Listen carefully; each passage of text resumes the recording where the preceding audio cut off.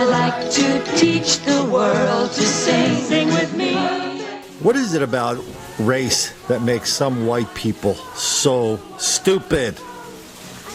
Let's start out here in Detroit. A couple of kids, a young married couple from beautiful Los Angeles, California, moved to Detroit. They moved to a sketchy neighborhood in Detroit.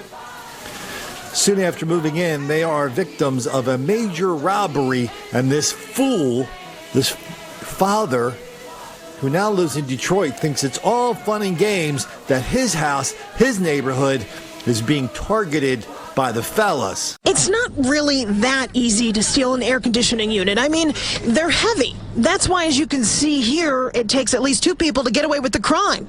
One person carrying it out to a van, another driving the getaway vehicle on the east side of Detroit.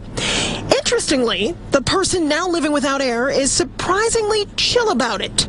Pun intended. Oh man, if the people themselves are watching, I guess I'd say, I just really hope you needed it more than we did. Police say this happened Monday just before 6 in the morning, easily caught on Paul's home security system. So we found out yesterday because we got an alert on our thermostat that was just like, hey, we've been trying to cool your house and it's just getting warmer. So what happened? Someone take it. They did, yes, they did. Easy enough for a 2-year-old to see. Outside, the cord is cut. The unit is gone. It's Paul's 2-year-old he's mostly concerned for. I also hope, maybe they'd consider giving it back. I don't know that's actually what would happen, but I mean, look at this. He looks like an orphan child here right now. I don't have an air conditioning unit, so. He and his wife, transplants from LA, aren't thinking of relocating after this. They're still committed to their Detroit neighborhood. I don't know that people realize kind of maybe the damage they do to their own neighborhood, their own city, kind of by doing something like that. So it just stinks to see it happen in our neighborhood because we really love it. Hey, Dad, do you think that's a one and done? Now that they know that you're just an idiot that will just stand by and laugh when somebody steals an air conditioner? What's going to happen to your kid this year, next year, year after, when he goes to school, when he's in kindergarten? What's going to happen then? Are you going to laugh when he comes home from saying that the fellas at school are mean and violent to him? What are you going to do? Are you going to laugh? Are you going to say you're committed to your neighborhood above the safety of your family?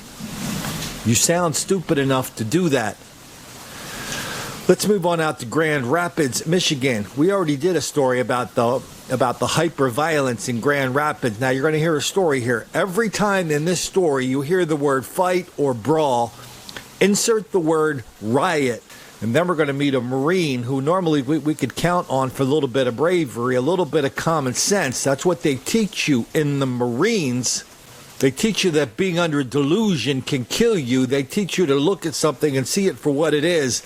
So let's see how this Marine characterized the race riot. 300 black people rampaging and rioting in Grand Rapids.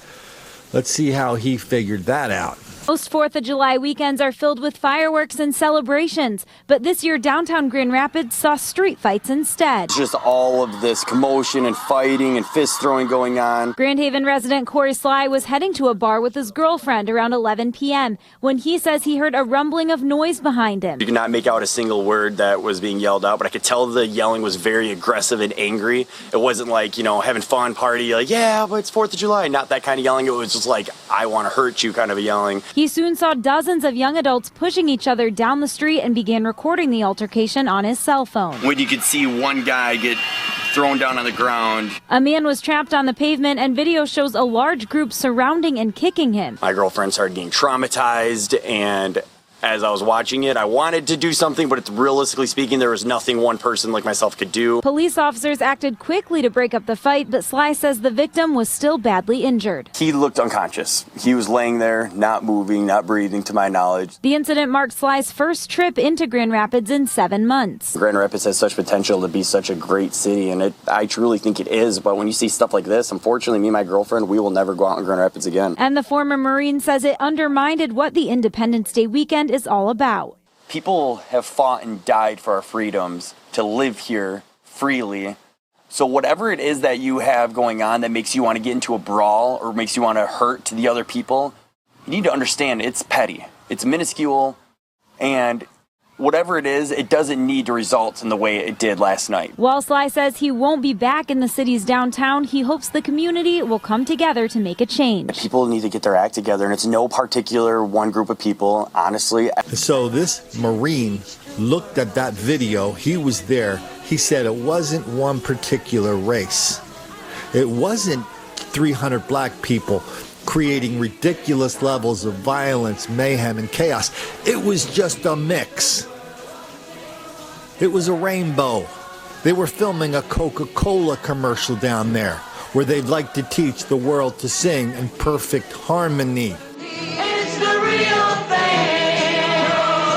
What the world wants today.